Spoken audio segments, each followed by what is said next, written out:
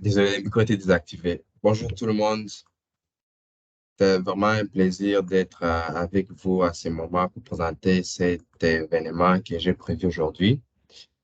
Euh, bon, je l'ai fait en français pour permettre à ce que beaucoup plus les membres de la communauté puissent participer à l'événement et de comprendre un peu c'est quoi la détection d'anomalies dans Power BI, mais aussi d'avoir un aperçu sur ce qui s'est passé spécialement dans notre pays, dans notre ville, Kinshasa, là où je suis actuellement.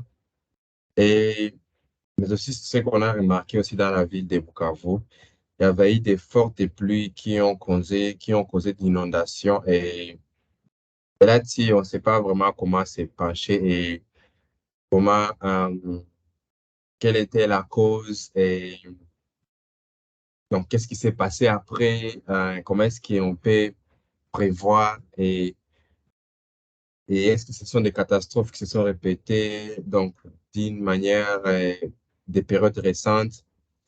Alors, c'est sur cet événement que j'ai suis basé de parler de la détection d'anomalies, de me baser sur la météorologie spécialement des deux villes, Kinshasa et Bukavu. Je me présente encore une autre fois, je m'appelle Bourmé Benoît Pascal, je suis student ambassadeur du niveau Gold. Pour Power BI, c'est vraiment un outil qui permet de visualiser et de partager vos données.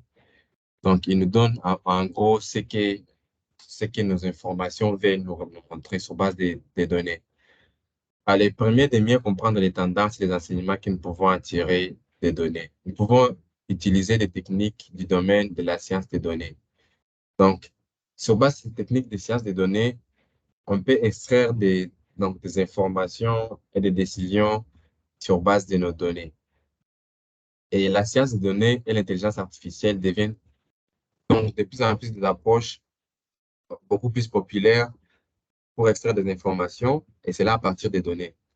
Entre autres, entre autres choses, c'est parce que certains outils permettent de travailler avec ces données. Les données peuvent être structurées, tout comme peuvent être non structurées. Et c'est avec les données non structurées que souvent beaucoup plus l'intelligence artificielle travaille. Et en plus de cela, il va nous aider de voir des tendances et des modèles qui sont beaucoup plus complexes dans les données. Nous, les données que nous allons travailler, ce sont des données provenant des stations météorologiques. Nous avons structuré sous forme des données Excel pour nous permettre d'avoir une bonne analyse. Alors, la détection d'anomalies avec Power BI. La détection d'anomalies est utilisée lorsque des événements inattendus et rares doivent être identifiés. Certaines anomalies sont des valeurs aberrantes, évidentes et apparaissent comme des pics de données facilement reconnaissables.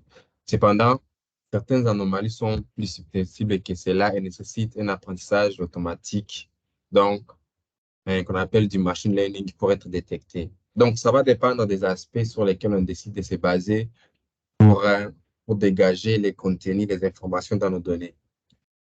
Et ce que représente l'anomalie dépend de la situation. Donc, et c'est là, c'est le plus souvent la détection des anomalies utilisée pour la maintenance prédictive. Et c'est là, c'est lors de la surveillance, par exemple, d'un moteur. Mais aussi, la température d'un moteur peut être mesurée et visualisée et devrait fluctuer. Ça veut dire, on essaie de superviser et on regarde les fonctionnements donc, des différents engins. Par exemple, les moteurs. Parce que si les moteurs fonctionnent ou a des fonctionnements anormaux par rapport à ce fonctionnement normal, là, on peut dire qu'il y a certaines anomalies. Et là, on peut directement savoir prévoir qu'après telle et telle période ou tel moment où il y a déjà des anomalies dans nos données, on peut directement aller voir c'est quoi les problèmes. Et cela, ça va dépendre des différents types d'apprentissage qu'on souhaite utiliser. Alors, cependant, chaque fois que la température augmente ou diminue de manière significative et inattendue, c'est une source de préoccupation et une raison d'inquiéter davantage. Alors, Power BI dispose d'une fonctionnalité de détection d'anomalies prête à l'emploi qui peut être utilisée pour détecter des événements inattendus dans les données des séries chronologiques. Cette fonctionnalité permet aux utilisateurs de savoir très facilement quel point de données. Voilà. Cette fonctionnalité permet aux utilisateurs de savoir très facilement quel point de données ne correspond pas à la tendance normale des données. Et cela peut même expliquer pourquoi un événement inattendu s'est produit. Nous allons le montrer plus tard dans la démonstration vers la fin. Alors, sur ce, on a prévu 4 points sur notre agenda. Le premier, c'est pour expliquer quels sont les types de données qui sont adaptés à la détection d'anomalies. Ensuite, on va comprendre la logique derrière la détection des anomalies. Ensuite, nous allons parler de l'avantage et avec, avec donc l'outil Power BI qui ça nous donne en utilisant cet outil. Et, et à la fin, nous allons faire une démonstration pour la détection d'anomalies avec Power BI. Alors, quelles sont les exigences techniques? Nous avons des choses que nous allons utiliser dans cet événement. Premièrement, nous allons utiliser un Power BI Desktop qu'on peut utiliser à partir des Microsoft Store où on peut trouver, bon, je vais vous montrer, on peut se les télécharger directement via le navigateur web. Je reviendrai sur la démonstration. Mais aussi, on doit aussi avoir un jet de données, donc une base de données sur laquelle on souhaite faire notre visualisation. Et nous sommes basés sur les sites Visual Crossing qui nous permet de donner des données météorologiques sur différents milliers sur lesquels on pose notre recherche. Alors, nous allons attaquer le premier point de notre agenda, de savoir quelles sont les données adaptées à la détection d'anomalies. Alors, les anomalies sont des points de données inattendus. Il est donc probable qu'elles ne soient même pas visibles au premier coup d'œil. Toutefois, vos données doivent répondre à d'autres exigences avant de pouvoir utiliser correctement la fonctionnalité de détection des anomalies dans Power BI. Voilà. Donc, en première vue, on ne s'entend pas on ne sait pas voir s'il y a anomalie dans les données. Alors, c'est après avoir fait l'analyse qu'on se rend compte que, oups, il y a quelque chose qui ne va pas.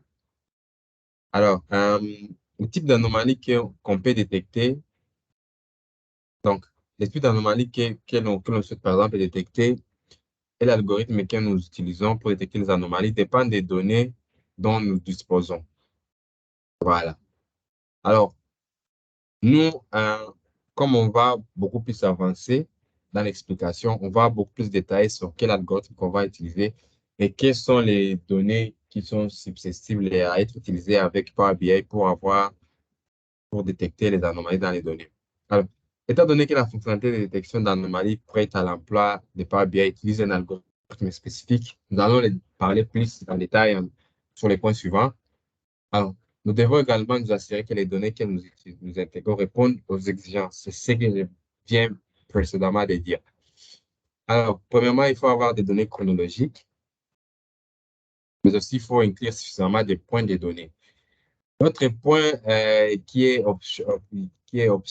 donc optionnel, c'est on peut aussi utiliser d'autres attributs qui nous donnent beaucoup plus de détails sur les données.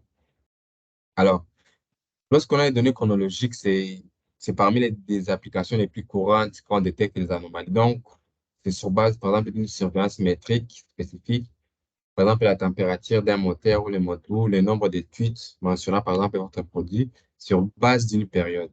On sait voir que selon la période, on sait découvrir qu'il y a telle période, il y a eu ceci, il y a eu cela. Mais aussi, on inclut suffisamment de points de données. Ça, c'est notre exigence qu'on doit avoir. Même si on a les données chronologiques, il faut avoir les données qui vont se répertorier sur base des données chronologiques. On sait analyser à telle date, telle donnée. C'est pourquoi on dit qu'il faut inclure suffisamment de points de données. Alors, une autre exigence est que vous avez besoin de suffisamment de points de données pour que la fonction de détection d'anomalies fonctionne. Voilà. Et il ne faut pas oublier que Power BI utilise une méthode UML. Ça veut dire que l'utilisation d'UML signifie qu'il n'y a pas de données à étiqueter. Il n'y a pas d'exemple à partir desquels le modèle peut apprendre. Ça veut dire que vous n'avez plus perdre votre temps à pouvoir nommer donc, les différentes données selon la manière dont l'algorithme va fonctionner. Donc, vous allez d'abord, premièrement, apprendre aux données comment est-ce qu'il va fonctionner, l'algorithme, et il va s'inspirer de votre apprentissage pour vous donner des résultats. Et ça, c'est quand même un travail casse-tête, quoi. Ça demande, comme on dit en anglais, it requires many knowledge or many practices to work. Donc, ça va demander beaucoup plus de connaissances et beaucoup plus de pratiques si on se base dans la thématique. Et tu dois avoir la connaissance sur la façon dont il faut implémenter l'algorithme. Et en gros, Power BI, lui, il a déjà un peu cet avantage de nous donner une méthode prête à l'emploi. Il va juste se baser de vos données et dégager ce qui marche et ce qui ne marche pas. Alors, maintenant, on va passer au point qui est celle de comprendre la logique derrière la détection des anomalies. Alors, il faut comprendre que l'algorithme qui est Power BI utilise, c'est un algorithme qui a été développé par Microsoft. Et il est conçu pour les données séries chronologiques en temps réel, dans de nombreuses applications différentes. Alors, l'algorithme qui est utilisé, c'est un algorithme qui est appelé CNN. Voilà. Si SR signifie Spectral Residual. Voilà, c'est ça. Et CNN signifie Convolutional Neural Network. Voilà. Ce sont les deux algorithmes-là qui utilisent SR and CNN. SR means spectral residual and CNN means convolutional neural network. Voilà. Euh, et en gros, qu'est-ce que cela veut dire? C'est que ce sont des méthodes d'apprentissage qui proviennent d'apprentissage profond, donc du deep learning. So they are coming from deep learning. Et ils sont beaucoup plus utilisés dans les analyses des images, donc les deep learning dans l'analyse des images. La combinaison de ces deux techniques rend possible la détection des anomalies en temps réel sur les données non étiquetées. Voilà. So you don't need to label your data. Alors, premièrement, la méthode SR lui détecte essentiellement les anomalies et les données, et les donne comme entrée à la méthode CNN. Donc, SR détecte d'abord les anomalies en premier lieu. Voilà. Une fois que c'est détecté, ces anomalies sont données à l'entrée à la CNN qui, lui, ensuite, il va entraîner ces données qui ont été fournies par la SR pour donner davantage, donc des modèles. Donc une fois d'abord que c'est détecté, il va les fournir à CNN qui va beaucoup plus davantage entraîner ces données fournies pour détecter les anomalies. Et, et là, à l'intérieur, maintenant, on sera maintenant à prendre les décisions que telle donnée détecte les anomalies. Donc, ce sont deux algorithmes différents. Le premier, il détecte d'abord les anomalies. Ces anomalies détectées, il va les transmettre ensuite à l'autre algorithme qui lui va maintenant prendre ces données en entrée pour détecter les anomalies qu'il y a dans ces données. Voilà. Alors, avantage. Donc, voilà ce que je peux juste vous faire le recap. Um, so, firstly, tu n'as pas besoin d'étiqueter les données. So, you don't need to label your data. Voilà. So, il existe également d'autres algorithmes utilisés pour la détection des anomalies. Microsoft a choisi,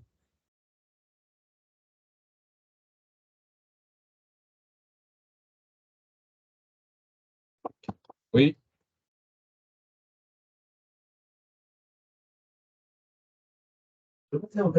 non, nous comme réunion. J'ai semi-pause.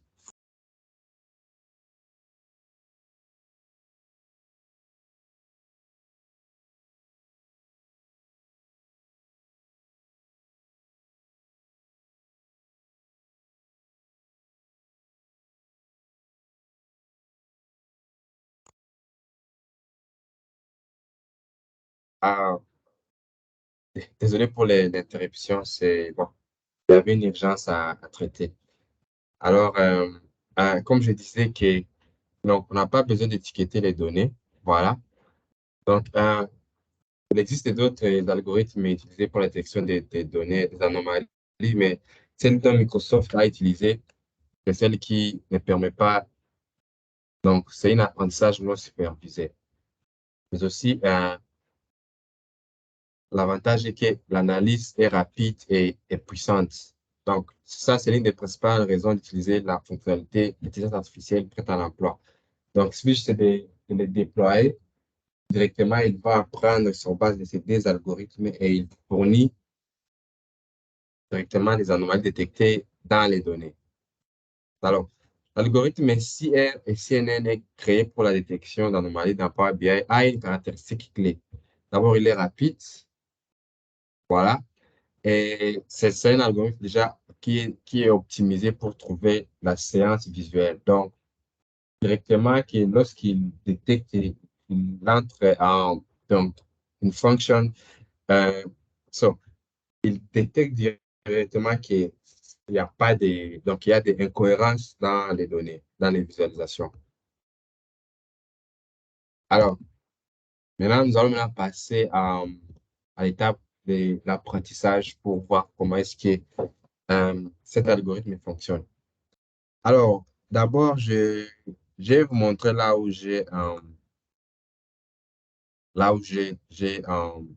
donc, j'ai pris les données. Donc, j'ai pris les données sur j'ai préparé toutes les étapes sur mon repository GitHub. Alors, je vais vous montrer.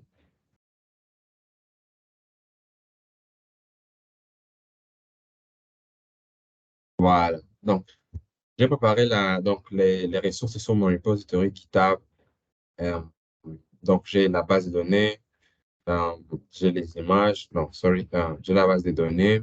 Donc, la base de données des sites Kivu et donc Bukavu et Kinshasa. Et j'ai quelques détails. Bon, c'est en anglais, mais bon, c'est pas vraiment compliqué. It's very easy. Just follow the steps and can watch. Tu vas suivre les vidéos en entier. L'événement, tu vas comprendre. Donc, tu peux entrer, tu télécharges directement.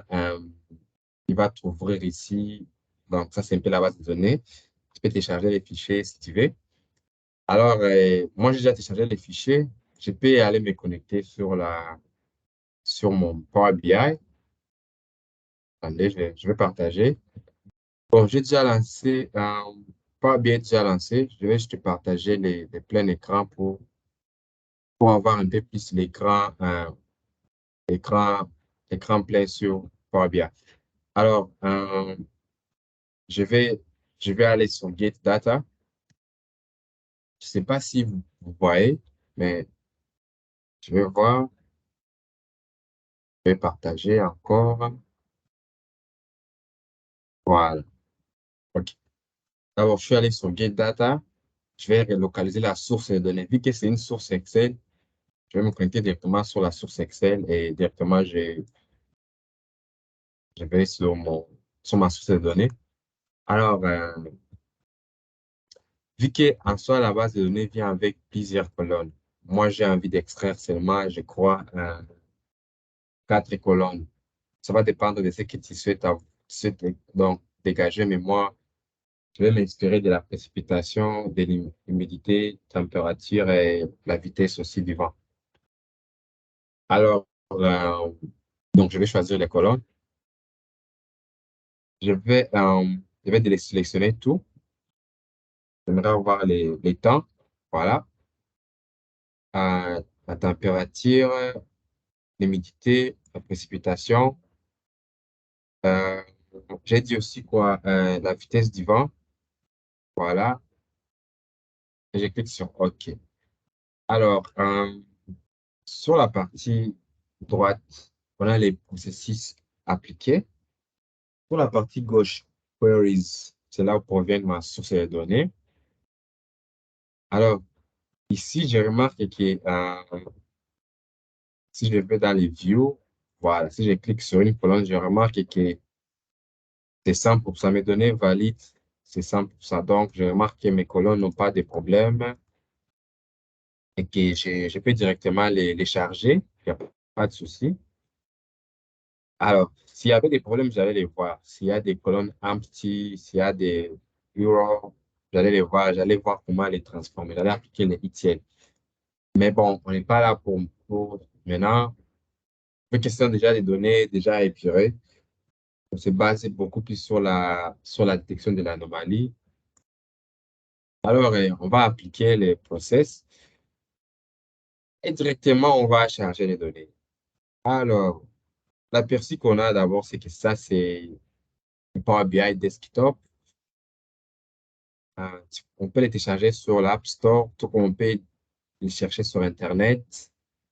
On peut télécharger la version desktop pour la version pour exe. Si j'ai la partie report, j'ai la partie data, j'ai la partie relationnelle, modèle là où je peux faire des schémas relationnels.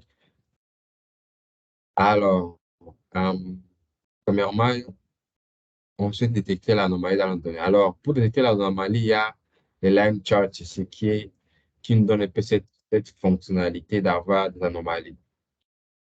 Alors, on va sélectionner notre champ date et puis on va par exemple afficher les visuels en fonction des précipitations. Et là, directement, on a en gros notre visuel ici. Donc, il nous donne la somme des précipitations. Donc, il nous donne la somme puisque ce sont des formes et valeurs numériques, quoi. Ce sont des valeurs numériques. Et on a besoin de voir un peu toute la variation de la précipitation au cours d'une période. Et on peut afficher les temps en fonction hiérarchique ou soit on peut l'afficher en fonction normale. Alors, pour avoir l'anomalie, nous allons dans la partie où il y a la loupe ici. Donc, on dit Add Further Analysis to your visuals. Voilà. So, on peut faire des prédictions, on peut regarder des erreurs. Donc, on peut encore ajouter d'autres insights dans l'analyse pour avoir beaucoup plus de précision. Alors, nous, ce qu'on voulait faire, c'est avoir détecté l'anomalie.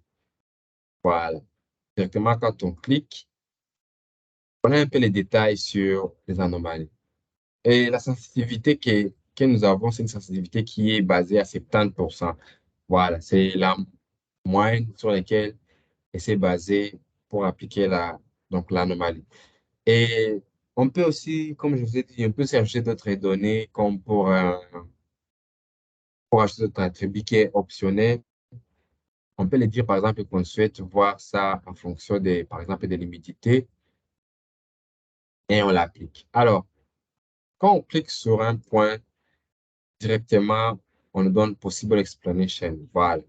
Il détecte en gros l'anomalie, mais il n'a pas d'autres explications au-dessus. Donc, ici, il nous dit qu'à partir de jeudi, décembre 13, il y a eu une valeur haute qui est de 75,79%, 75,79, donc millimètres d'eau observés. Alors, si j'aimerais avoir beaucoup plus d'explications, je dois avoir quel champ qui peut être en rapport avec ça. Alors, je vais retourner sur la transformation. Je vais ajouter une colonne. Donc ici, voilà, on va aller sur la partie qu'on ici. Je vais ajouter donc, le type de précipitation. Est-ce que c'est pluvieux ou c'est sèche? Alors, je vais cliquer ici. Alors, je vais apply le processus. Alors, voilà. Je remarque ici qu'il y a des valeurs qui sont nulles. Alors, et c'est 28%. Et 71%, c'est correct. Donc, ça veut dire que c'est nul ici devait être la saison sèche. Vu que dans la RDC, on a que normalement deux saisons. Une saison sèche et une saison de pluie. Alors, ce que je vais faire, c'est que je vais remplacer les valeurs. Je vais remplacer les nuls avec un dry seasons. Voilà. So, je ne sais pas appliquer. Voyons. Voilà, je n'ai pas écrit plutôt. Je vais créer nul with dry season. OK. Alors, désolé, j'ai remarqué, c'est comme s'il y a une erreur.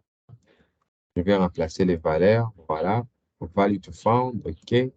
Replace with dry. Alors, ça n'a pas changé. OK. Je vais dire nul. Change avec dry. Voilà.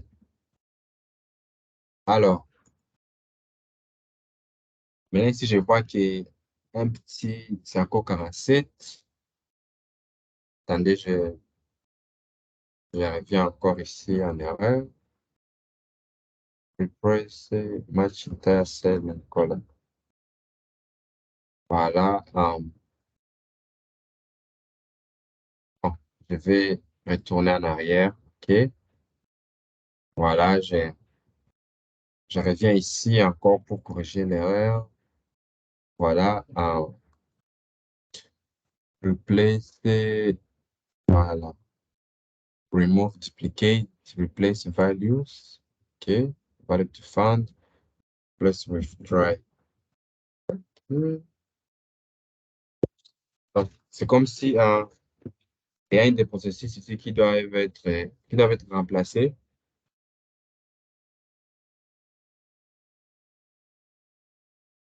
Alors, je vais encore revenir en arrière. Voilà. Alors, je vais remplacer les valeurs. Bon, nul avec right. Et que j'ai c'est bon. Voilà. Voilà, c'est fait. Je sais pas c'était quoi les problèmes, mais bon. Peut-être que c'est parce que j'avais déjà appliqué d'autres processus. Alors, je vais maintenant choisir des colonnes. Alors, je vais tout sélectionner. Je vais sur temps, température, précipitation type humidité, oui. Alors, j'aurais besoin aussi de la vitesse, donc la vitesse de précipitation, donc la vitesse du vent. Alors, je clique sur OK. Voilà. Alors, maintenant, je vois, j'ai déjà la précipitation, type de précipitation. Alors ici, erreur, puisque j'ai un peu, ouais, j'ai un peu modifié, quoi. Et j'ai remarqué que la date ici n'a pas changé de type. Je vais encore retourner. Voilà. Puisque j'ai enlevé la partie qui traitait la transformation des types. Puisque quand on load directement les données, là, l'avantage de faire aussi le processus de transformation des types de données. Alors ici, pour que ça marche bien, dans les échanges, voilà. Et c'est toujours comme ça. Ici aussi, voilà. C'est pourquoi nous avons eu des problèmes avec l'affichage de ces visuels. Alors, je vais appliquer les changements. D'accord. Maintenant, je reviens. Je mets la type date. Je me affiche la présentation. Voilà. Euh, je vais mettre découverte de l'anomalie. Voilà. OK. Et puis, j'aimerais l'expliquer en fonction des types de précipitations. Voilà. Alors, une fois que je l'ai copié ici, je le mets paste. Alors, quand je vais voir beaucoup plus de détails sur les types de précipitations, me donnera. Si je clique par exemple ici, voilà. C'est ça ce que j'ai dit, c'est un champ qui est optionnel. Si on veut avoir d'autres explications en rapport avec notre anomalie. Donc, si on remarque qu'il y a une forte augmentation de la pluie, c'est pourquoi il y a eu inondation. Maintenant, quand on va dans les possible explanations, on voit que c'est la pluie. À 50%, c'est carrément la pluie. Voilà. Alors, si par exemple, on ajoute la vitesse, donc la vitesse du vent, oui, c'est déjà. si on, par exemple, on ajoute la vitesse du vent qu'on applique, on remarque qu'il n'a pas vraiment l'impact. Ce qui influe beaucoup plus, c'est le type de précipitation, c'est la pluie. Alors, on peut se remarquer que les anomalies ont commencé à partir des 4 octobre, donc du quatrième trimestre. C'est quand les anomalies ont commencé.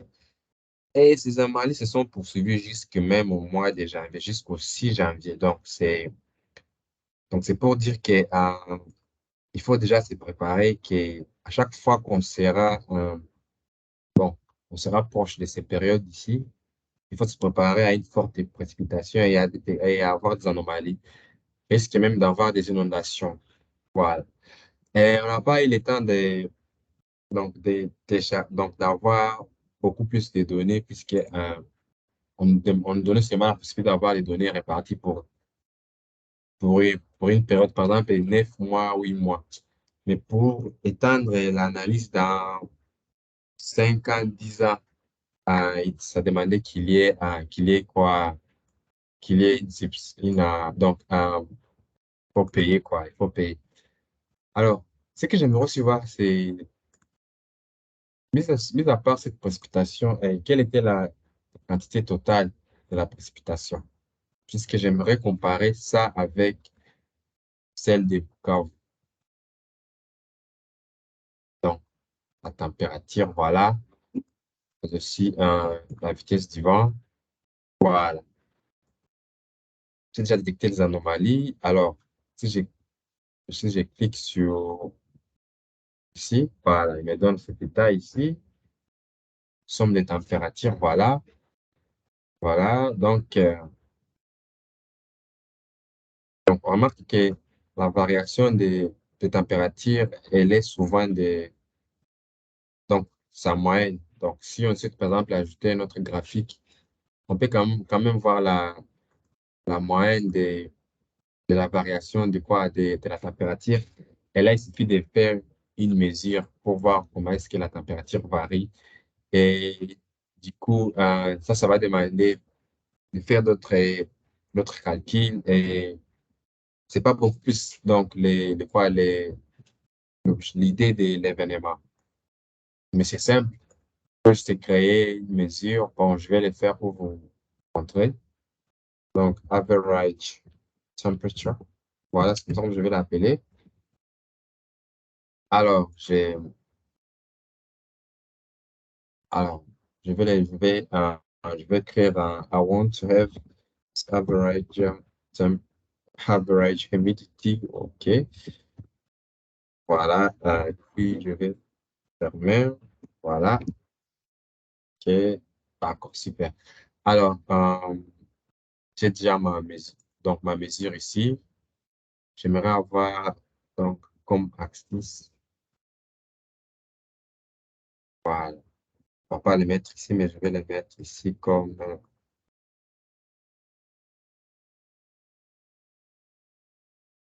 voilà.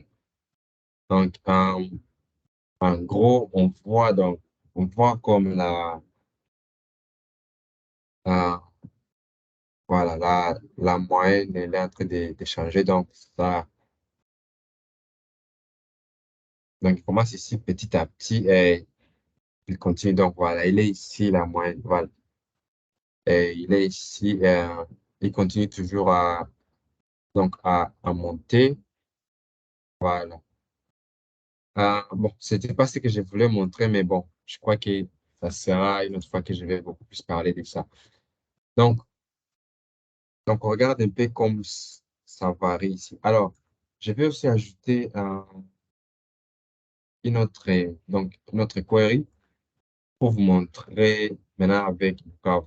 Alors, premièrement, je vais y aller ici, New Sources, et non, je vais d'abord télécharger.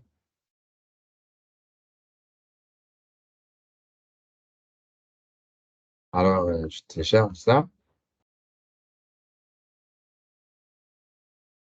Voilà. Alors, j'aimerais toujours revenir un petit peu ici en arrière. Je sais pas, ça me dérange un peu, mais voyons,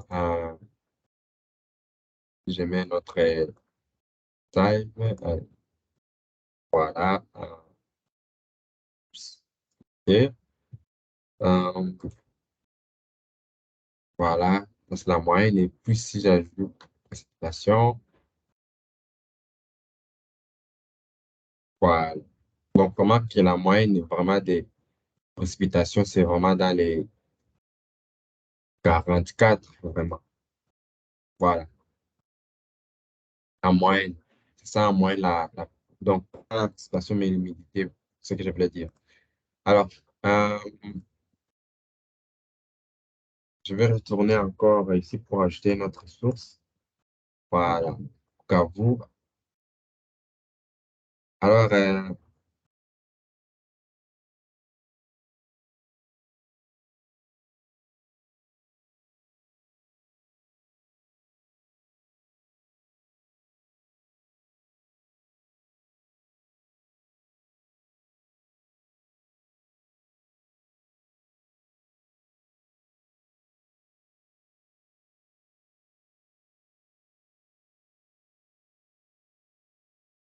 voilà. Désolé. Alors, pour simplifier, bon, je vais nommer ça. Je crois que je vais nommer Baotou et l'autre, je vais nommer Kinshasa. Bon, je vais abréger. PKV et Kinshasa. Voilà. Alors, vu que j'ai déjà appliqué ces process, je crois que je vais seulement aller sur les paramètres. Donc, les paramètres. Non, Advanced Editors. Je vais copier la partie jusqu'ici. Et que c'est la même. Alors, je vais seulement aller ici et voilà. Et puis, juste apply, voilà. Alors, comme c'est fait, je vais l'uploader. D'accord. Ça, c'est Kinshasa. Alors, voilà, c'est ça l'avantage d'avoir Power BI. Donc, c'est tellement flexible qu'on s'est dit, même, c'est super quand même. Alors, premièrement, je vais d'abord changer celui-ci. C'est on est à Bukavu et on aimerait avoir ça. Voilà. Et ici, on aimerait avoir l'anomalie. Voilà. Si on essaie d'expliquer aussi, voilà. Alors, en deux, je vais revenir un peu à ça. Alors, je change ici, je mets les précipitations. Précipitations, je mets aussi les sum of temperature. Voilà. La vitesse, voilà. Euh, euh, right. So, euh, voilà. Alors, si je remarque déjà que voilà, il y a déjà l'anomalie s'est détectée, mais comparativement à Kinshasa, ici, on a beaucoup d'anomalies à Bukavu. Voilà. Et la plus forte, c'est celle des KI 48, 43. Et si on en fait d'autres anomalies, ici, mais la différence entre les deux, qui à Kinshasa, c'est plat. Bukavu, c'est une zone où il y a des montagnes. Donc, comme il n'y a pas de bonne construction d'irrigation, alors lorsque la pluie tombe, ça descend et ça cause ces problèmes d'inondation. Mais on regarde la différence, c'est que Kinshasa, c'est une région où il y a beaucoup trop de pluie. Et c'est voilà la raison pour laquelle il y a cette force il y a cette forte inondation. Alors, si j'explique tous, c'est, on remarque que c'est lié à la pluie. À- bref, c'est ça. On peut aussi l'enregistrer, soit les partager. Mais c'était beaucoup plus pour vous montrer comment est-ce qu'on utilise la détection d'anomalies Non, pas bien. Désolé pour les interruptions de gauche à droite, c'est bon, c'est une journée fériée. Alors, quand j'ai prévu l'événement, il y a eu d'autres événements qui se sont passés aussi à la maison. Alors, j'essaie un peu de gérer, d'être beaucoup plus présent. Alors, s'il y a des questions, je suis là pour répondre à vos questions.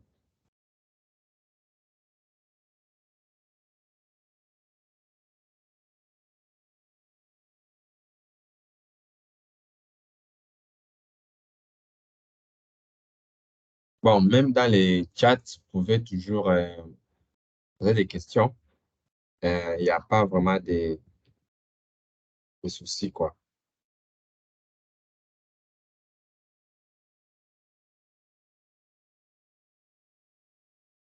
Euh,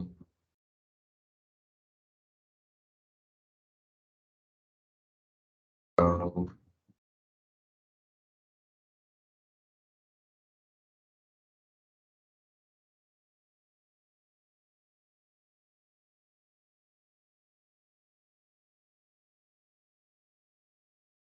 je sais pas. C'est comme si j'ai vu quelqu'un. Bon, ça va. Alors, bon, on va retourner sur notre PowerPoint. On va finir la démonstration. Alors, si vous voulez me contacter, voici mon lien, non, mon adresse mail. Et je suis joignable sur mon adresse mail, sur LinkedIn aussi. C'est toujours Pascal Bourumé. Merci beaucoup pour cette participation. Je sais que c'était vraiment pas facile pour vous de participer. Et donc, on se revoit pour un autre événement.